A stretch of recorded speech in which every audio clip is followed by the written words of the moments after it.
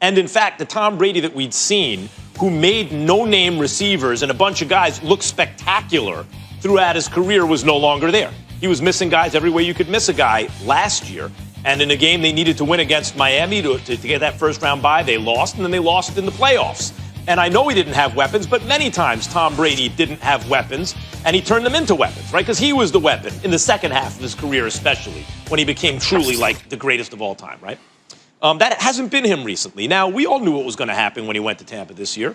He was going to look good, or the best version of himself, because he went to an ideal situation.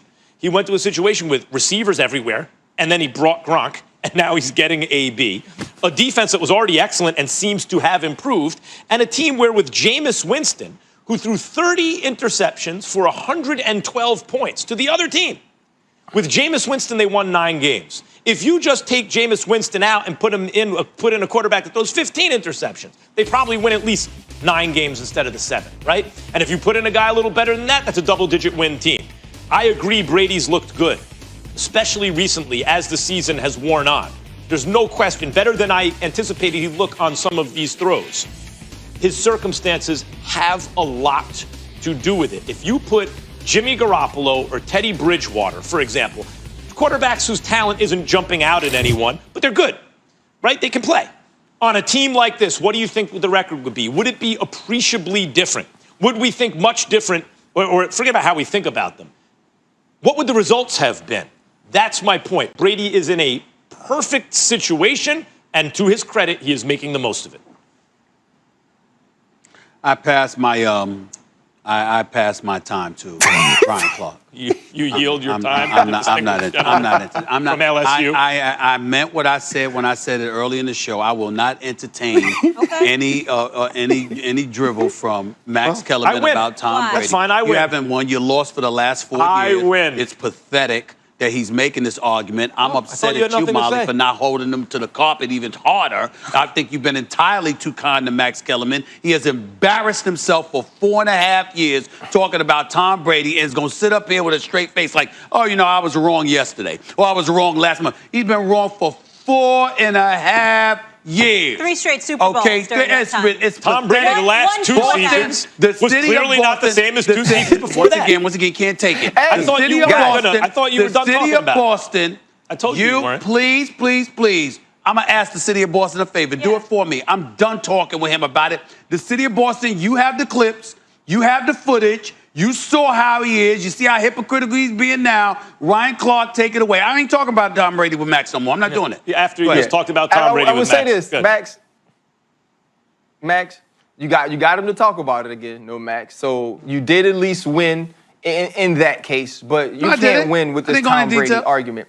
Because here's what Tom Brady did to me that's impressive. Here's why he didn't hit the cliff. I think this is part of what you never anticipated about Tom Brady, was that when you watch Tom Brady, it was never actually his talent that wowed us. It was his leadership. It was his understanding. It was his mental capacity for the game. And we just thought that meant what happened on the field.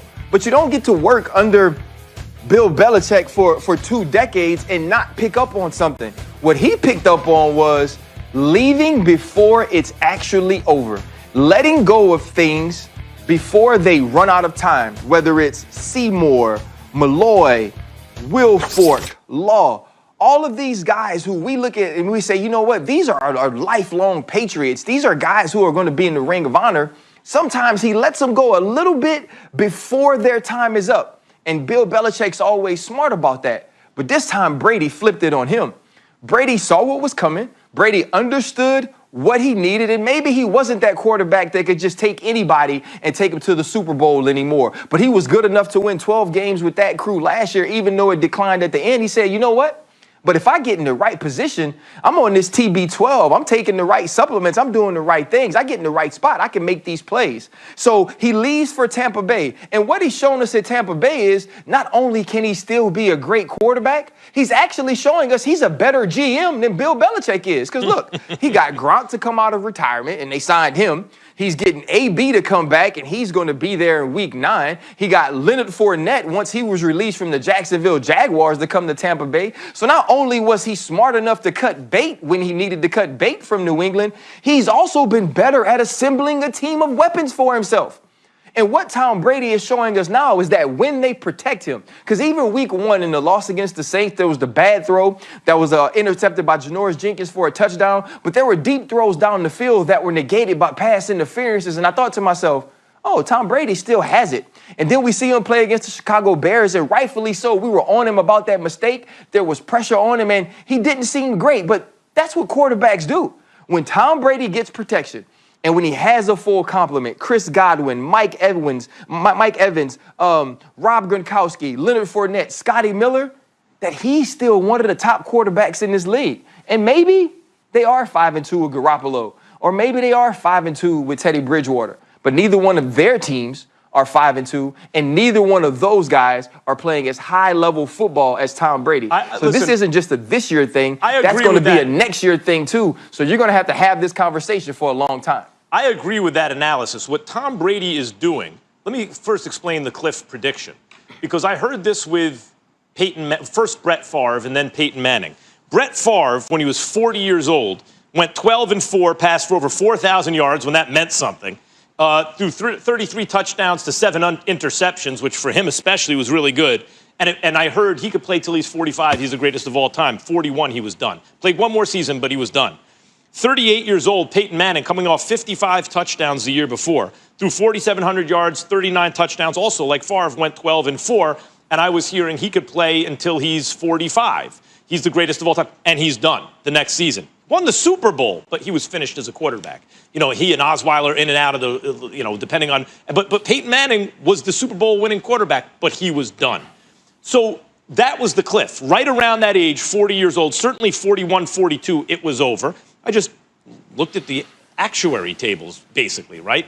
And said that, no one's ever done it. If Tom Brady does it, he will be defying the odds. The fact that he's defied the odds. And everyone who said, no, of course, Tom Brady will do it, were the same people telling me Brett Favre was going to do it and Peyton Manning was going to do it. When you do something exceptional, if you are taking away the odds against it, you're actually taking credit away from the player. The fact that no one had done it until Tom Brady seemed to suggest that he also wouldn't do it. The fact that he's done it adds to his legacy as the greatest of all time, which, by the way, I thought he was the greatest of all time for over 10 years, like 5 years before I made the prediction. But I can't deny the way he's playing. It's not just that he has weapons. He looks really good using them. Stephen A., you got anything else, or you good? Nothing. Nothing at all. You're not talking to Max anymore about this? No. I don't really have anything to say. Well, Molly, I guess you could take it away because Max has conceded, even though he won't say retired because he just didn't want to be there any longer.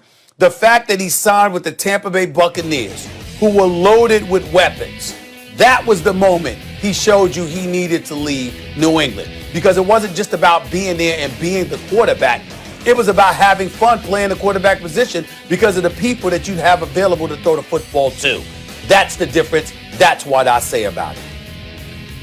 Well, if you read the question, like he proved he needed to leave New England, as Brady needs more, then yeah, he does need more because he is in decline. But I will point out that there are different, and if he wants to have fun throwing to receivers, fine.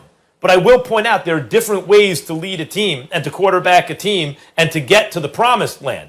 And I don't believe that Brady wins a Super Bowl on this Bucs team, and I don't think it's because it's the rest of the team. I think Brady is still a good quarterback, which is amazing at his age. I don't think he's an elite quarterback, and that speaks to you pointing out how much help he needs. But the bottom line is, on a defense first and run on offense kind of team, Brady won 12 games. They lost that last game of the season to Miami. They lost in the playoffs to Tennessee. But he won more games last year playing, quote-unquote, no-fun football with Bill Belichick without those weapons